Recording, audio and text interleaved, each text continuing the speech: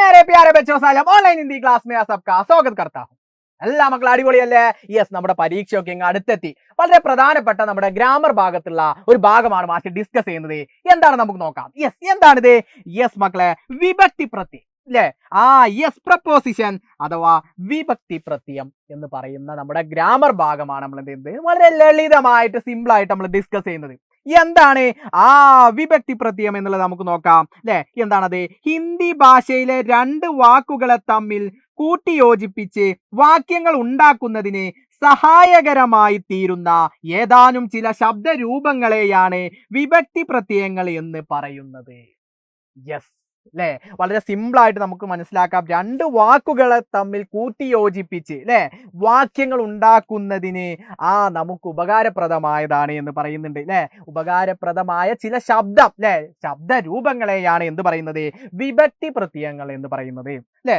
വിഭക്തി പ്രത്യയങ്ങൾ പ്രധാനമായും എത്ര രീതിയിലുണ്ട്, എത്ര എണ്ണമുണ്ട്? യെസ്, 9 അല്ലെ. 9 എണ്ണമാണ് വിഭക്തി പ്രത്യയങ്ങൾ പ്രധാനമായിട്ടുമുള്ളത്. അപ്പോൾ 9 വിഭക്തി പ്രത്യയങ്ങൾ ഉണ്ട് എന്നുള്ളത് നമുക്ക് എന്ത് ചെയ്തു, മനസ്സിലായി. സിമ്പിൾ അല്ലേ? എന്താണ് പ്രപ്പോസിഷൻ എന്നുള്ളത് വളരെ ലളിതമായിട്ട് നമ്മൾ മനസ്സിലാക്കിയല്ലോ. യെസ്, ഇനി അത് 9 എണ്ണം ഉണ്ട് എന്ന് പറഞ്ഞു. 9 എണ്ണം ഏതെല്ലാം എന്നുള്ളത് നമുക്ക് എന്ത് ചെയ്യാം, ലളിതമായിട്ട് നമുക്ക് നോക്കാം. ഓക്കെ, നിങ്ങൾ സെറ്റ് അല്ലേ? യെസ്, നമുക്ക് ഓരോന്ന് നോക്കാം. നെ അല്ലേ, നെ എന്ന് പറഞ്ഞു കഴിഞ്ഞാൽ അതിനെന്താണ്, പ്രത്യേകിച്ച് അർത്ഥമൊന്നുമില്ല. ചില വാക്കുകളുടെ കൂടെ ശബ്ദരൂപങ്ങൾ ചേരുമ്പോൾ നമുക്ക് വരുന്നതാണ് ഏത്, നെ എന്നുള്ളത്.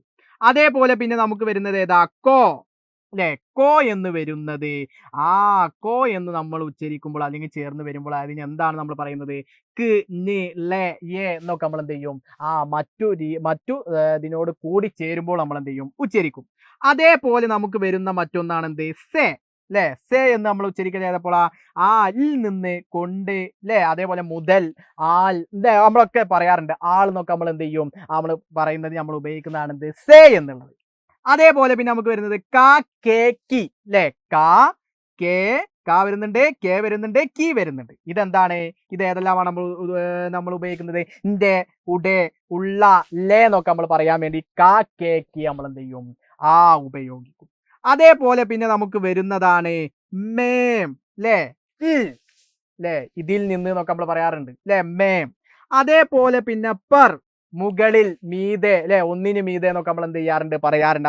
അതിന് നമ്മൾ ഉപയോഗിക്കുന്നത് എന്താണ്, ഹിന്ദിയിൽ വിഭക്തി പ്രത്യയം നമ്മൾ യൂസ് ചെയ്യുന്നത് ഏതാ, പർ എന്നുള്ളതാണ്.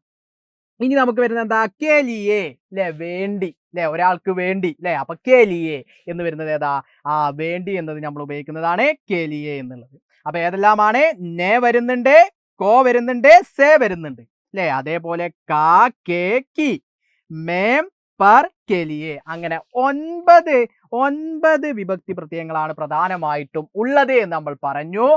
9 എണ്ണം ഏതെല്ലാം എന്ന് പറഞ്ഞു. അത് എങ്ങനെയൊക്കെയാണ് നമ്മൾ യൂസ് ചെയ്യുന്നത് എന്നുള്ളത് നമ്മൾ എന്ത് ചെയ്തു, ഐഡന്റിഫൈ ചെയ്തു. എന്താണ് അതിന് സിമ്പിൾ ആയിട്ട് മലയാളത്തിലുള്ള മീനിങ് എന്നും നമ്മൾ എന്ത് ചെയ്തു, ഐഡന്റിഫൈ ചെയ്തു. ഓക്കെ അല്ലേ? അപ്പൊ വിഭക്തി പ്രത്യയങ്ങൾ എത്ര എന്നുള്ളത് നമ്മൾ പറഞ്ഞത് എത്ര, 9 ആണ്. 9 എണ്ണം ഏതെല്ലാം എന്നുള്ളത് നമ്മൾ ഐഡന്റിഫൈ ചെയ്തു. ഓക്കെ അല്ലേ, സെറ്റ് അല്ലേ? അപ്പൊ നമുക്ക് നമ്മുടെ ഈ ഗ്രാമർ ഭാഗം, വിഭക്തി പ്രത്യയത്തിന്റെ ഗ്രാമർ ഭാഗം സിമ്പിൾ ആയിട്ട് നിങ്ങൾക്ക് മനസ്സിലായല്ലോ. 9 എണ്ണം ഉണ്ട് എന്നുള്ളത് അടിസ്ഥാനമായിട്ട് എല്ലാ മക്കളും മനസ്സിലാക്കി വെക്കുക. ഓക്കെ ആണല്ലോ? അപ്പൊ നമുക്ക് ഇതിന്റെ കൂടുതൽ ഡീറ്റെയിൽ വീഡിയോയുമായി മാഷി വീണ്ടും വരും. അപ്പൊ എല്ലാ മക്കൾക്കും നന്ദി. സബ്കാ ബഹുത് ബഹുത് ശുക്രിയ. ബൈ.